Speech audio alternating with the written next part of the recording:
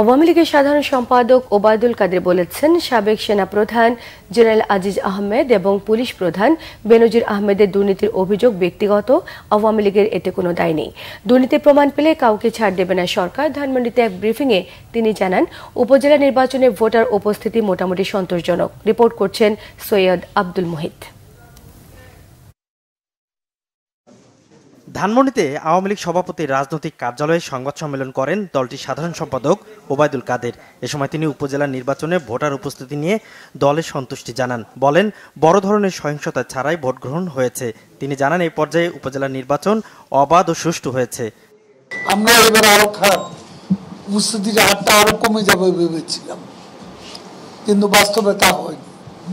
কারণ দেশে যে একটা দুর্যোগ, একটা সাইক্লোন, প্রলয়ঙ্করী একটা সাইক্লোন, এর মধ্যে 35% বা তার চেয়ে কিছু বেশি, আমি বলবো মোটামুটি সন্তোষজনক। এক প্রশ্নের জবাবে ওবায়দুল কাদের বলেন, দুর্নীতির বিরুদ্ধে প্রধানমন্ত্রী জিরো টলারেন্স জানান। কর্তব্যে অবহেলার কারণে প্রধানমন্ত্রীর কার্যালয়ে 2 জনের নিয়োগ বাতিল করা হয়েছে। বেনজিরের যে কেরিয়ার,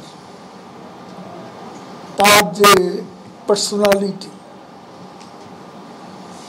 তাকে তো বাইরে থেকে আপনারা কেউ ভাবেননি, এখন যা শোনা যাচ্ছে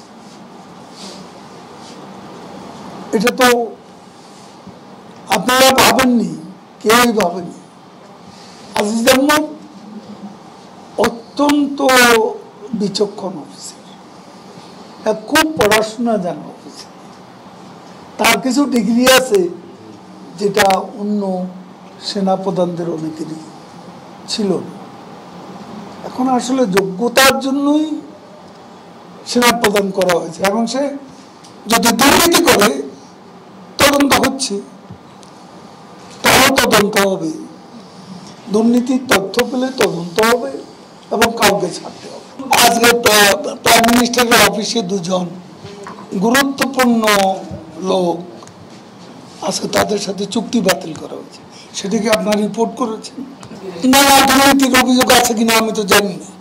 তাদের নিশ্চয়ই কোনো কর্তব্যে কোনো প্রকার বিচ্যুতি ঘটেছে, দায়িত্ব পালনে, সেখানে কিরকম সেটা তো আমি জানি। নির্বাচনের পর দুর্ভিক্ষ হবে, বিএনপির এমন ধারণা কর্পূরের মতো উড়ে গেছে বলেও মন্তব্য করেন আওয়ামী লীগ সাধারণ সম্পাদক। দেশে একটা দুর্ভিক্ষ হবে। সৈয়দ আব্দুল মুহিত, বাংলা ভিশন, ঢাকা।